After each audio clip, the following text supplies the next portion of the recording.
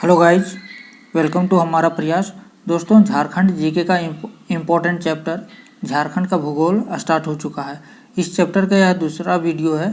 पहला वीडियो का लिंक आपको डिस्क्रिप्शन में या झारखंड जीके के प्लेलिस्ट में आपको मिल जाएगा, आप उसे ज़रूर देख लीजिएगा। आइए स्टार्ट करते हैं झारखंड के भूगोल का दूसरा इम्पोर्टेंट टॉपिक्स, झारखंड का धरातलीय स्वरूप। आज के इस वीडियो में झारखंड के धरातलीय स्वरूप से जितने भी महत्वपूर्ण प्रश्न बनेंगे उनका एमसीक्यू देखेंगे और साथ ही साथ उसका डिटेल डिस्कशन भी करेंगे।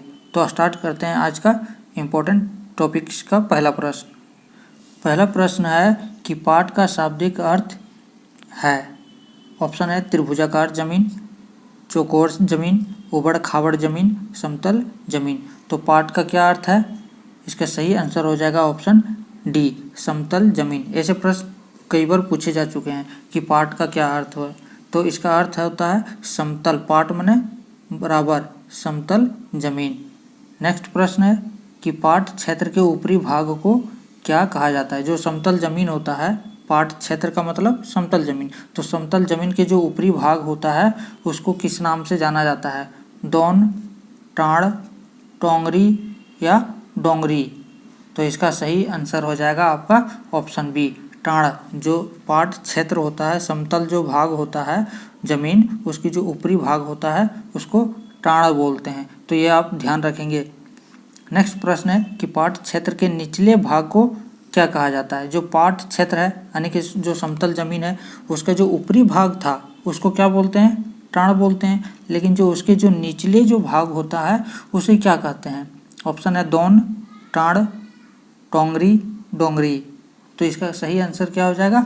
ऑप्शन ये, जो निचले जो भाग होते हैं उसको दोन बोलते हैं और जो ऊपरी भाग होता है समतल जमीन का उसको टाड़ बोलते हैं। तो ये तीनों जो प्रश्न है आपको अच्छे से ध्यान रखिएगा कि पाट क्षेत्र का जो अर्थ होता है समतल जमीन होता है और उसकी जो ऊपरी भाग होता है समतल जमीन का उसको टाड़ बोलते हैं और जो निचले भाग होता है उसको दोन बोलते हैं। ठीक है। अगला जो प्रश्न है कि निम्न में से कौन सी नदी पाट क्षेत्र से निकलती है? कौन सी ऐसी नदी है जो पाट क्षेत्र से निकलती है? आपके ऑप्शन है शंख नदी, सोन नदी, अजय नदी या स्वर्णरेखा नदी। तो इसका सही आंसर हो जाएगा ऑप्शन ये, शंख नदी जो है वो पाट क्षेत्र से निकलती है। पाट क्षेत्र यानी समतल जमीन से निकलती है। एक जो है शंख नदी और दूसरा जो नदी है वो उत्तरी कोयल नदी। ये दोनों जो नदियां हैं आप ध्यान रखेंगे, शंख नदी और उत्तरी कोयल नदी, ये दोनों नदी पाट क्षेत्र से निकलती है। तो ये प्रश्न आप ध्यान में रखेंगे। ये जो शंख नदी है इसका उद्गम कहाँ से होता है? तो ये चैनपुर गुमला से होता है। और सोन नदी का जो उद्गम है ये मैकाल पर्वत की अमरकंटक जो पहाड़ी है एमपी मध्य प्रदेश, वहाँ से सोन नदी का उद्गम होता है। शंख नदी चैनपुर गुमला से। और अजय नदी का जो उद्गम होता है ये कहाँ है? मुंगेर बिहार में। स्वर्ण रेखा की बात करें तो ये रांची के नगड़ी गांव से निकलती है। तो ये आपको नदी वाले चैप्टर में अच्छे से इसको हम लोग देखेंगे। नेक्स्ट प्रश्न है कि पारसनाथ की पहाड़ी किस नदी घाटी के निकट अवस्थित है? पारसनाथ की जो पहाड़ी है जिसकी ऊंचाई, जिसकी जो हाइट है, ऊंचाई, वो कितना है? 1365 मीटर है, यानी कि 4478 फीट में देखें तो 4478 फीट, और ऊंचाई अगर बात करें मीटर में तो 1365 मीटर है। ठीक है। ये जो है किस नदी घाटी के निकट अवस्थित है? स्वर्ण रेखा नदी घाटी, दामोदर नदी घाटी, कोयल नदी घाटी या बराकर नदी घाटी। तो इसका सही आंसर क्या हो जाएगा? ऑप्शन डी, बराकर नदी घाटी के निकट अवस्थित है पारसनाथ की पहाड़ी। नेक्स्ट जो प्रश्न है वह है कि झारखंड की छोटा नागपुर क्षेत्र की औसत ऊंचाई कितनी है? छोटा नागपुर जो क्षेत्र है झारखंड के उसकी जो औसत ऊंचाई है वो कितनी है? 420 मीटर, 540 मीटर, 760 मीटर या 870 मीटर। तो इसकी जो औसत ऊंचाई है इसका करेक्ट आंसर हो जाएगा सी, 760 मीटर। छोटा नागपुर क्षेत्र की जो औसत ऊंचाई है 760 मीटर है, ये आप ध्यान रखेंगे। नेक्स्ट प्रश्न है कि झारखंड के पाट क्षेत्र की जो भौगोलिक आकृति है वो किस प्रकार की? पाट क्षेत्र पूछ रहा है। ये पाट क्षेत्र अगर आप देखें तो ये गुमला गढ़वा के आसपास पड़ता है। तो आप ध्यान में रखेंगे कि पाट क्षेत्र जो है वो गुमला जिला जो है वहाँ पे पड़ता है, वहाँ पे पाया जाता है पाट क्षेत्र। ठीक है। तो इसकी जो भौगोलिक आकृति है तो अब देखेंगे तो कैसा है। ऑप्शन है चौकोर, त्रिभुजाकार, वर्गाकार, कोई नहीं। तो अब हम पाठ क्षेत्र गुमला की आकृति आप देखेंगे तो आप पता चलेगा कि वह जो आकृति है वो कैसा है, पिक्चर त्रिभुजाकार है। तो इसका सही आंसर हो जाएगा त्रिभुजाकार। तो आप जैसे ही पाठ क्षेत्र बोलेगा आपको समझ लेना है कि गुमला, तो गुमला जो है वो कैसा है, त्रिभुजाकार आकृति में है। तो अब वो सही आंसर आपको ध्यान में आ जाएगा। नेक्स्ट प्रश्न है कि झारखंड के सबसे ऊंचा पाठ कौन सा है।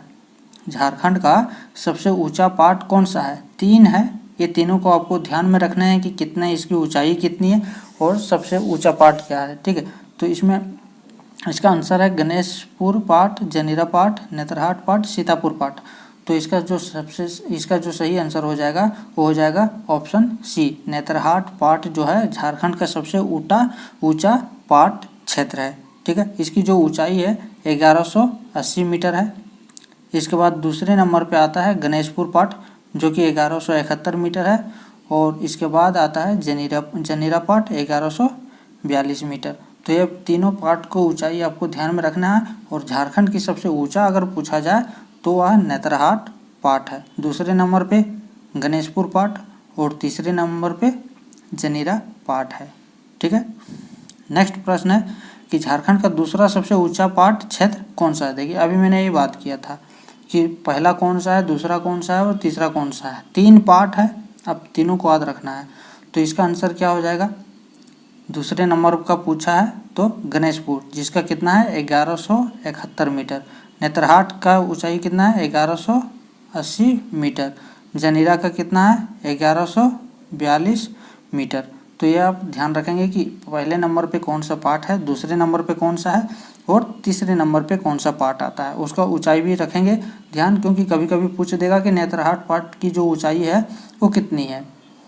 ठीक है, नेक्स्ट जो प्रश्न है कि झारखंड राज्य में नेतरहाट पाठ की औसत ऊंचाई कितनी है। अभी मैंने एक प्रश्न में कई सारे प्रश्न बन गए। ठीक है, तो नेतरहाट पाठ की जो औसत ऊंचाई है वो कितनी है 1180, 1150, 1250, 980।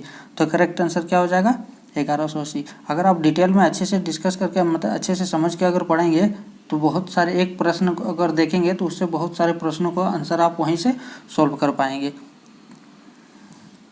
तो दोस्तों ये था आज के 10 महत्वपूर्ण प्रश्न। इसमें कुछ 10, 12, 15 प्रश्न और बनेंगे जिसको हम लोग नेक्स्ट वीडियो में कवर कर लेंगे, क्योंकि वीडियो में ज़्यादा लंबा हो जाता है। ठीक है, तो आज के लिए बस इतना ही रखते हैं, मिलते हैं नेक्स्ट वीडियो में, तब तक के लिए जय हिंद।